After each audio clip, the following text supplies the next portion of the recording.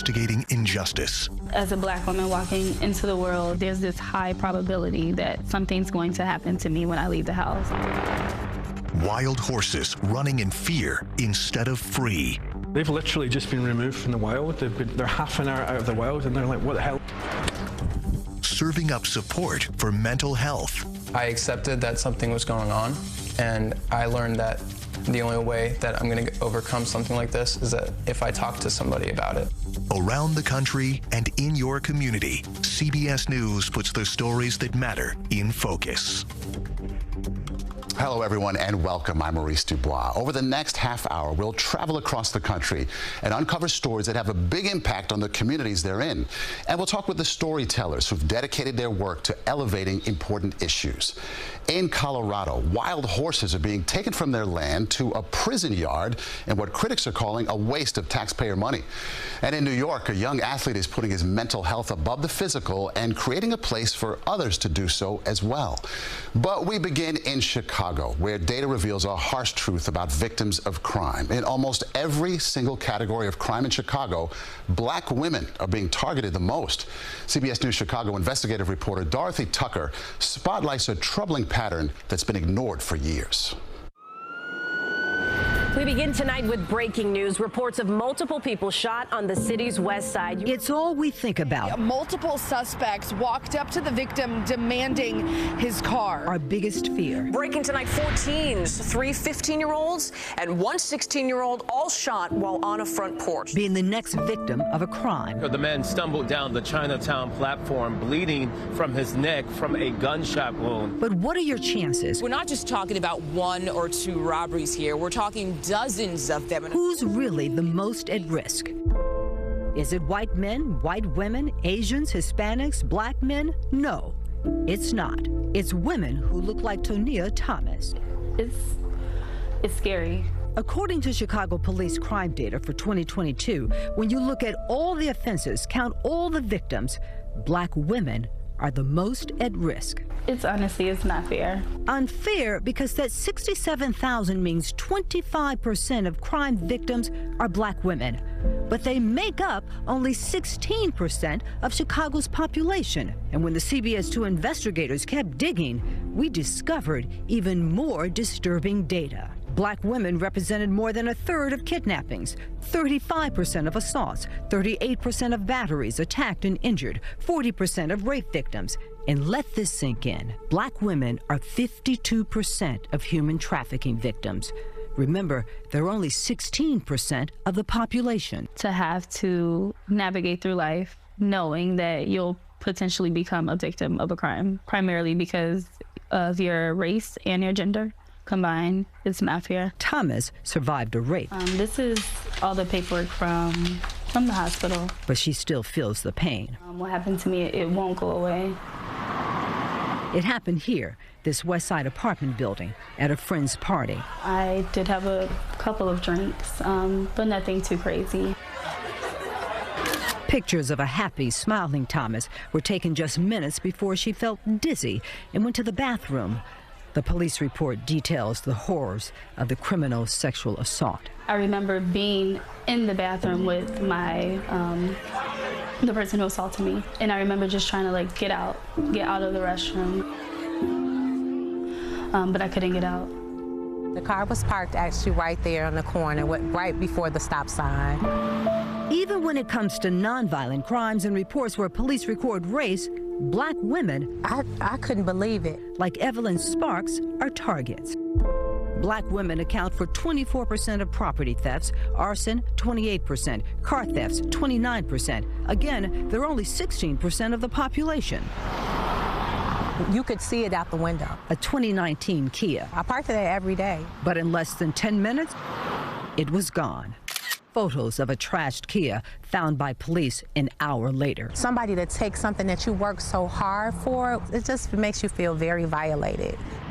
Why are they targets? Because they're, if you want to call it, easy prey. Yes, yeah. Geneva Brown is a professor of criminology at DePaul University. We just had an unfortunate Officer Preston who was killed. She was on her way home at 1:40 in the morning, and she was a target of a robbery, disproportionately. Black women are working third shift jobs. Black women are in communities where there is a lack of a middle class, a lack of a economic foundation that would deter this type of behavior. Where they live, when they work, and listen to this, how they are perceived by criminals put a target on the backs of Black women. You know that you're in a neighborhood where crime is the norm and not the exception. You're in a neighborhood where you know that the police are slow to respond. It creates that atmosphere where, unfortunately, you have people who feel empowered to become bolder or to continue to commit offenses until they're caught. Why does it always have to be me? When do I get a break? When can I have some peace? I hear those words quite often in the work that I do. Gabrielle Molden-Carwell works as a trauma therapist, helping Black women cope with their emotional pain. It's disheartening, and it causes self-doubt because something must be wrong with me. She knows the trauma of sexual assault, not just because she treats survivors. I've seen it in my mom. She's lived with it. I've seen it in my grandmother on my mom's side. I've seen it for myself. And how old were you? I was 12. In the year 2000, when this photo of a carefree little girl posed for the camera, masking her torture. It went on for about 6 months or so. I was angry. I was heartbroken. It's very aggravating. Rage keeps me up at night a lot. How long have Black women been overrepresented? The CBS 2 investigators went searching for answers. We looked at every crime, every victim, not just 1 or 2 years, not 3 or 4. We went back 21 years. CBS 2 investigative data journalist Elliot Ramos crunched the numbers. The stuff is buried in like statistical reports that come out every year. But it's here, the latest, pages 79 to 81. You got batteries, you got robberies. Ramos combined the crime data by day of week, by location type, with race, sex, and age from police reports. It was surprising at how consistently Black women in particular were over-indexed in relation to the population, like year after year after year. The revelation, Black women have always suffered more than others. A surprising fact? I was 16 when all of that was going on. No one suffers more than young Black girls under 18. A perfect picture of a thriving high school junior at Little Village until she dated the wrong boyfriend. I remember like him grabbing my arm and he swung on me and hit me. He was very violent. He was very mentally abusive. All of that was very traumatic. From 2001 to 2022, for every white girl attacked and injured, there were 18 Black girls hurt. I decided like I wanted to take some pills. I no longer was getting the A and B's that I wanted. So if my grades began to drop, I felt very burdened. And so I no longer wanted to feel burdened. I feel like this is just as bad as the war on drugs, right? Like everything went shut down for that, but what about these crimes? But for Black women disproportionately targeted by crime, there is no special task force, no mayoral commission. We talk about big picture stuff, we talk about, hot topics, but Black female victimization is not a hot topic. And Brown adds, no public outcry to address the core causes. And I think that this is a conversation that needs to be had. We've been counting CTA attacks, and this one marks 8 in the past 10 days. As a Black woman walking into the world, some of the 14 wounded are still in the hospital. Every day and knowing, there's this high probability that something's going to happen to me when I leave the house. And it's like, do you even leave home? But we have to. We can't, live a life where we're sheltered, but why should we have to? And Dorothy Tucker joins us now. Dorothy, this lands like a gut punch. This is so tough to digest and take in. I'm curious to begin with, how did this story cross your radar? Because it's something you could kind of guess might be out there, but then you must have data. You do have data. Oh, absolutely. This was one of those stories where we were all kind of sitting around having our weekly investigative meeting, and our data journalist, who you saw in the piece, Elliot, he said, you know, something really is interesting going on here. And I mean, he knows crime. And he looks at it and he said, and I'm seeing a pattern that's not just last year. I'm seeing that black women are over-indexed in almost every category. And it was one of those things where you turned your head and you went, whoa, whoa, what did you say? And he said, yeah, I'm not just talking 2022. I'm talking if we go back decades. And this hits you right close to home. I mean, what was your reaction when you heard this, when you saw it? I think I probably reacted like a lot of black women do: fear, concern, panic. You know, I think that you could have 4 black women in a room, me and 3 other friends. One of us has probably been a victim. Wow. And when it comes to batteries, if there are just 3 of us in the room, one of us has probably been attacked. But let me ask you this. When you saw the story, when you heard the story, what did you think of? Thought about my wife. Yeah. Thought about my family. Yeah. Right? My nieces. Mm-hmm. Absolutely. You think about that. I mean, it's disturbing. It's a part of life. You bake it in and you try to deal, much the way you described, right? It's just so disturbing. 18 times more black girls than white girls are affected by this, who are under the age of 18. Under the age of 18. At the same time, the other women who are affected by it are third shift workers. Those girls are not third shift workers. Why black girls so over-indexing when they're under 18? That's just, the why is the part that is so unnerving. And the why is the part that we need to answer. You know, because you're talking about your young niece, you know, younger sisters and such. Under 18, for every 1 white girl, there are 18 black girls who've been attacked. That's a very good question. Why? What's going on?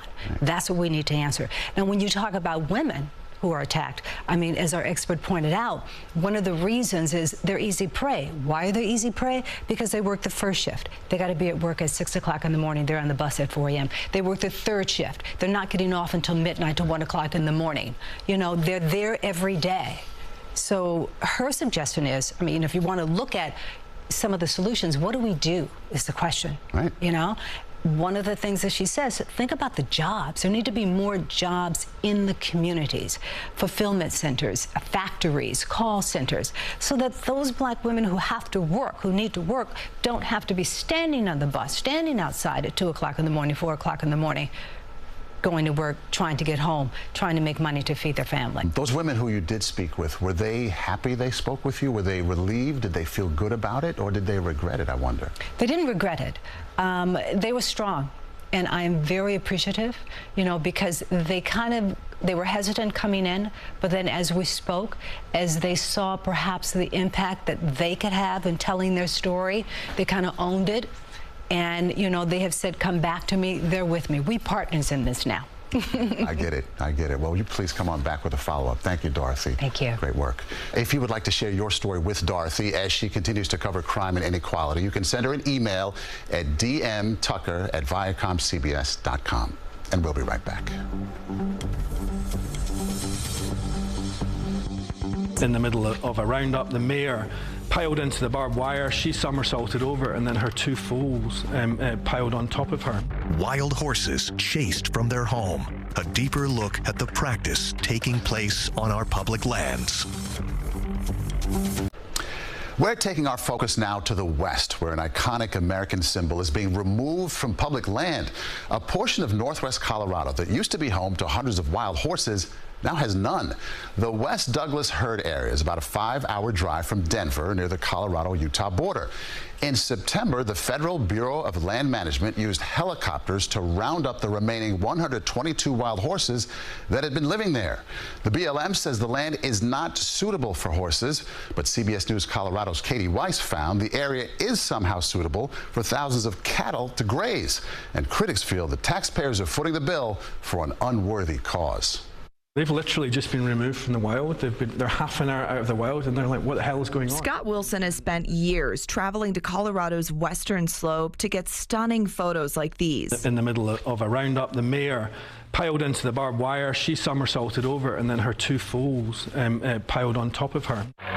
This month, he went back to see the latest helicopter roundup and removal of the 122 last remaining Mustangs in the West Douglas herd area. I think what we're seeing, Katie, is a blunt force approach to conservation, which is costing the taxpayers an absolute fortune.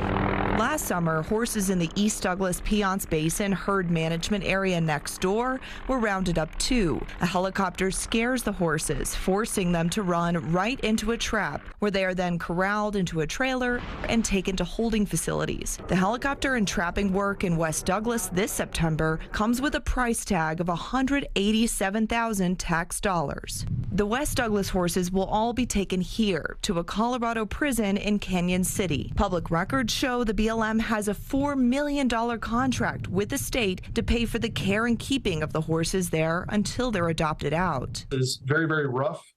There is not a lot of forage. There is not very much water. Stephen Hall with the Colorado BLM says the West Douglas Roundup was necessary because that area isn't suitable for horses and was designated that way back in the 70s. The public lands out there cannot sustain horses very well. It's just not a good place to have horses. And it's important to remember that wild horses are in competition with wildlife. But we found thousands of privately owned livestock cattle are also allowed to graze on that same West Douglas land.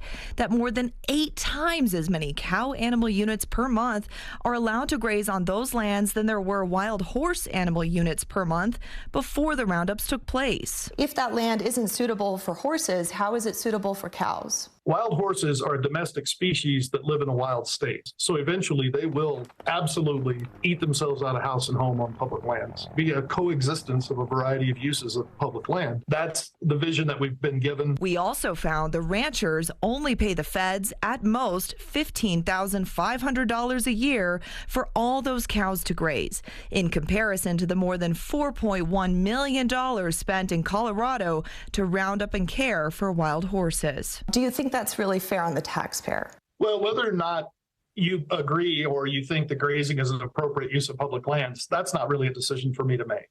The decision has been made by the American public that grazing is an appropriate use of public lands. But horse advocates like Wilson feel these helicopter roundups still aren't necessary. We believe there's a really cheap, cost-effective solution here, which is introducing fertility control to a far greater degree. Hall says fertility control will be used more prevalently now for other herds in Colorado. Trying to administer contraception to 100 to 200 horses, that's doable. The problem is you get to a point where the population has grown so much that contraception is not going to be very effective. A Colorado bill passed this year will require more cooperation between the BLM, the state, and advocates like Wilson to find solutions to the wild horse debate on which everyone can agree.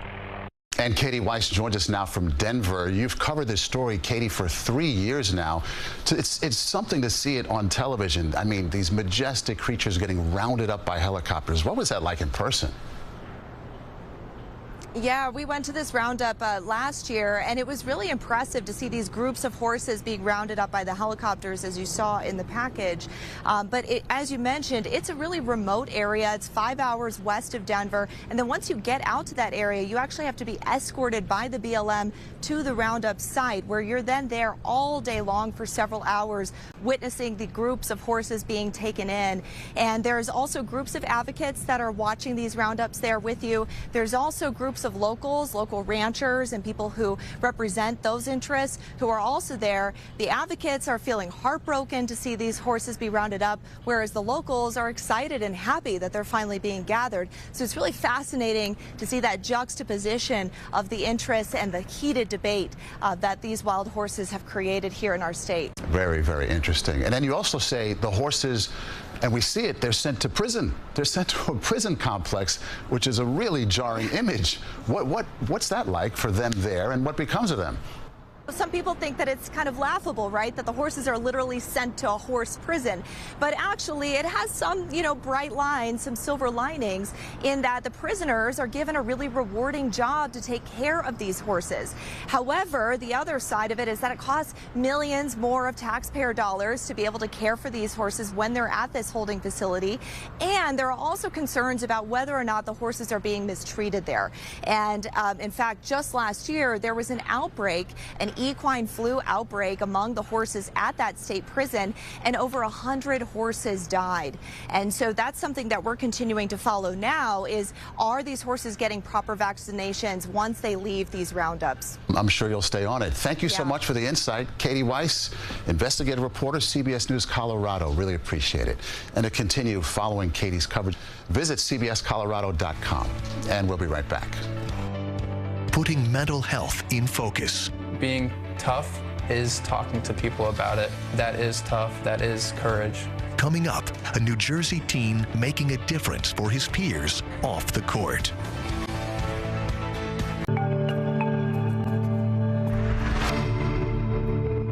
Welcome back. We are turning our focus now to mental health and breaking the stigma around speaking up and asking for help. It's not always something that's easy to do. CBS New York's Steve Overmeyer introduces us to a New Jersey high school student who used a setback to move forward and create a safe space for others. At their high school tennis courts in Gladstone, New Jersey, these teammates suffered through the heat because one player is no longer suffering. My name's Jack Daler. I like to play tennis. I play on my high school team. We're out in the sun. I haven't seen these guys in a while, and I got to play with them. I mean, tennis is an individual sport, but when you're playing on a team, nice one, man. It's much easier to just have fun, be out here, running around, being active, knowing that they know what I went through.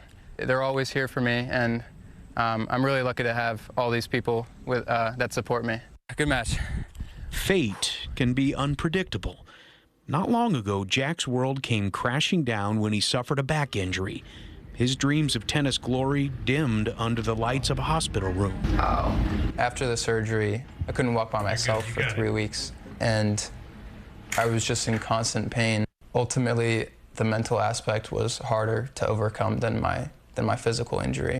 It wasn't just the intense physical pain, but the pain of losing the ability to play the sport he loved. It left him feeling isolated and hopeless. But deep in his heart, a flicker of resilience remained. I accepted that something was going on, and I learned that the only way that I'm going to overcome something like this is that if I talk to somebody about it. Instead of accepting defeat, he channeled his energy into something positive, making a difference in the lives of others. I created a website called Out of Bounds. It's basically an outlet and a resource for these kids to see that they're not the only ones. Drawing inspiration from his own struggles, he created a landing spot for teenage athletes navigating the challenges and breaking the stigma of mental health. It's a huge problem. They think that they can't talk to anybody about it. They're scared to talk to people about it. They're embarrassed that they're not tough, but frankly, being tough is talking to people about it. That is tough. That is courage. A place where young athletes could share their struggles openly and find comfort in knowing they're not alone. This one is about someone's lack of confidence in themselves. Along the way, his own healing journey continued, and that dark cloud of depression slowly lifted. He regained his strength. He returned to the court, not just as a player, but as the captain of his team, leading by example. Good shot, Bennett. I hope that athletes develop the courage to talk to people about what's going on with them. I hope they find out and realize that they're not the only ones going through this. Through his own struggles, he found healing and touched the lives of others. Jack's story reminds us that sometimes our greatest setbacks can lead to unexpected triumphs.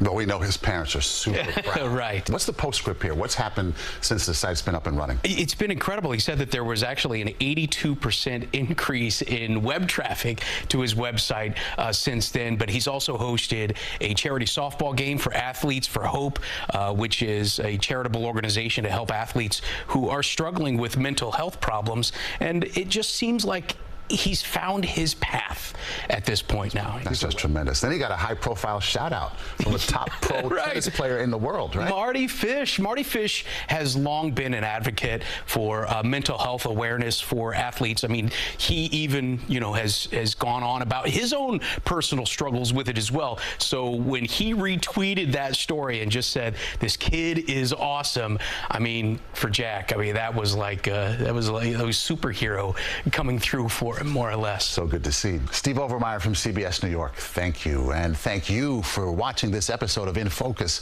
featuring the work of our colleagues from across the country at local CBS News stations. We have more than 5,000 people, many of them behind the scenes, living and working in the cities you care about. Around the country and in your community, CBS News puts the stories that matter in focus. Until next time, I'm Maurice Dubois.